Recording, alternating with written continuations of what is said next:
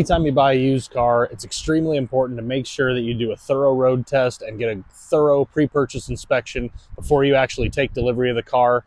Even with that, no used car is perfect. So today what we're going to do, we're going to talk about everything that's wrong with my new to me Shelby GT350. So let's get started.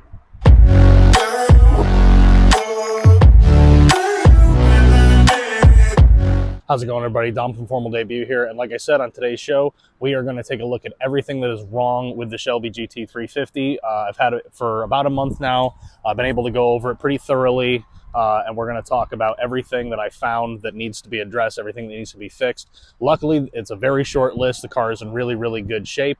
Starting off talking a little bit about it, it's a 2016 Ford Mustang Shelby GT350. It has about 28,000 miles, and it does appear that it's been very well taken care of. Now, when you're at the dealership trying to purchase a used car, it is always very important to take the car on a thorough test drive, and very important to either do a pre-purchase inspection yourself or have a trusted mechanic or technician that you know do a full, thorough pre-purchase inspection so that you know what you're getting into, so there's no maintenance or repair surprises. Very, very important thing to have done prior to taking delivery of the car, prior to signing your paperwork. Again, with that, every used car has something wrong with it. Someone has already owned it. The car's been on the road for almost 30,000 miles and almost 10 whole years now. So there are bound to be some little issues with the car. So we're going to go around the whole car. I'm going to show you everything that I would like to address to get this car as perfect as it possibly can be and perfect for me.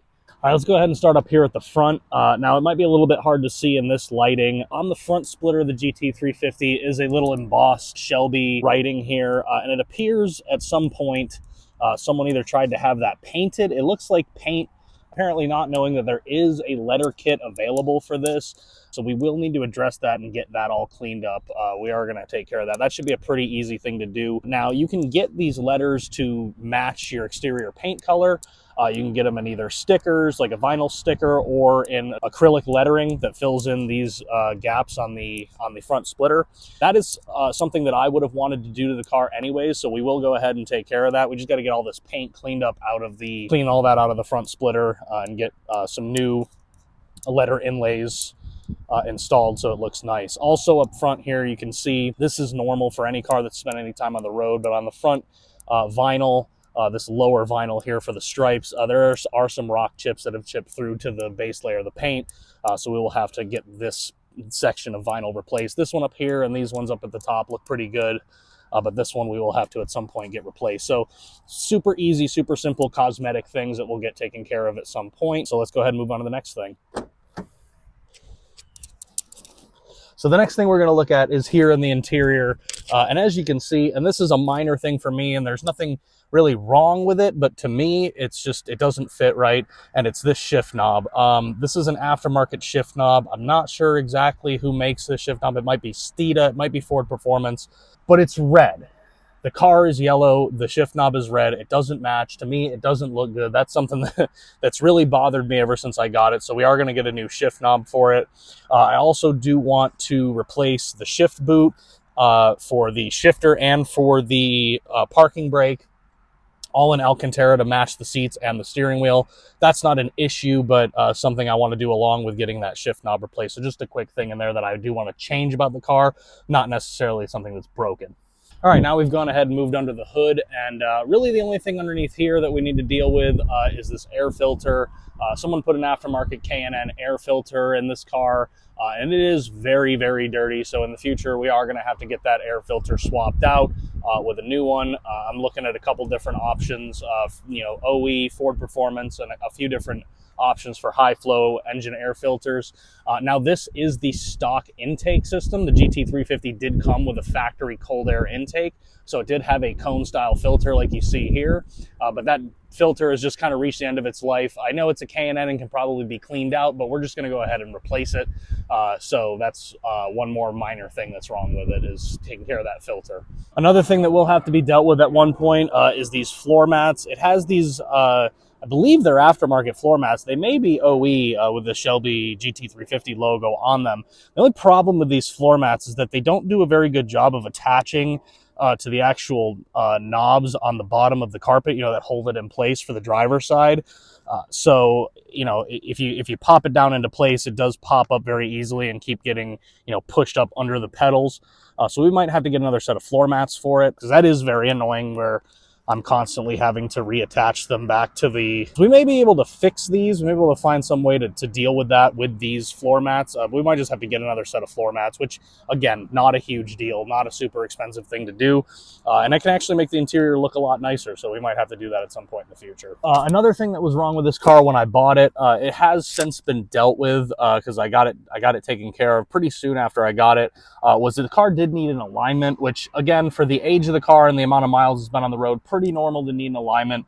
When I bought the car, the steering wheel was slightly off to one side, so we've already taken care of that. I don't have any footage or photos from doing that, unfortunately, but we have already gotten that taken care of. That's another thing that's kind of normal, stuff like that, basic maintenance type stuff, and that's going to bring me into our next topic. Is not something necessarily wrong with the car, but something that's a good thing to do, is when you get the car, despite what the dealership says they may have done or the seller says they may have done, it's a good idea to get all your fluid services done. You know, even after you've done your inspection on all the mechanical workings of the car, make sure you take care of all of the maintenance services that it needs, filters, fluids, all that kind of stuff.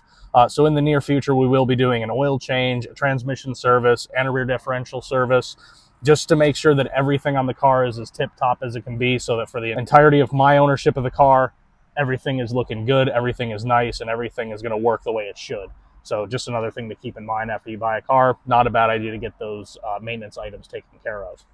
All right, and that is going to move us on to the last item I wanted to talk about today, and that is these front brakes. Now, these are 6-piston Brembo brakes with 2-piece rotors. And in the case of this car, one thing I noticed after I took delivery of the car is that it did have a pretty noticeable brake squeal noise.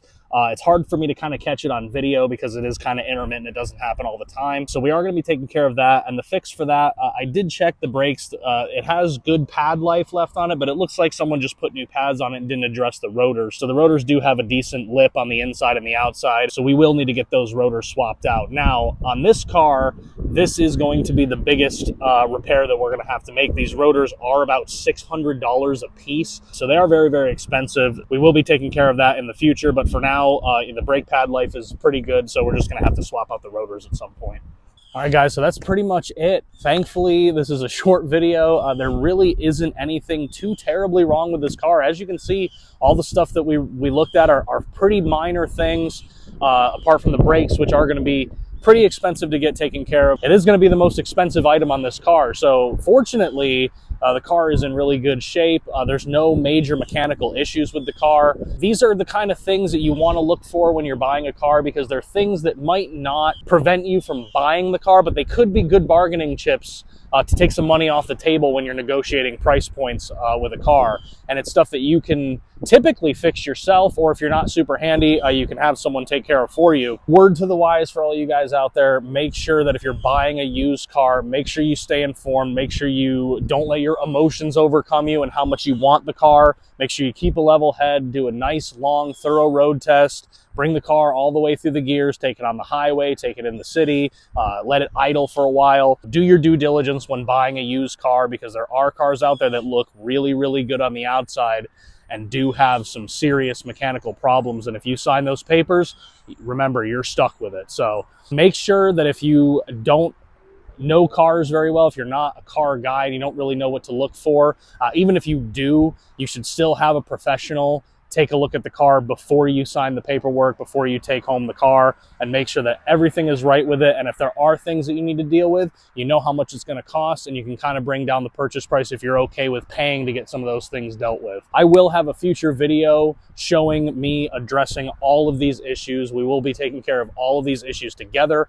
I'll show you how I work through and, you know, kind of my choices on on how I choose to address some of these things. So we will have videos in the future fixing all of the problems with this car. But that's all I have for you today. So if you like this video, go down and hit the like button, hit the share button, and tell your friends. If you want to see more content like this, go ahead and click that subscribe button and hit the notification bell so you get notified every time we post a new video. If you're looking for car detailing products and tools, go down in the link in the description below and visit Formal Debut Shop at formaldebushop.com to pick up anything you might need over there. And as always, for Formal Debut Detailing, my name is Dom, and I'll see you guys on the next one.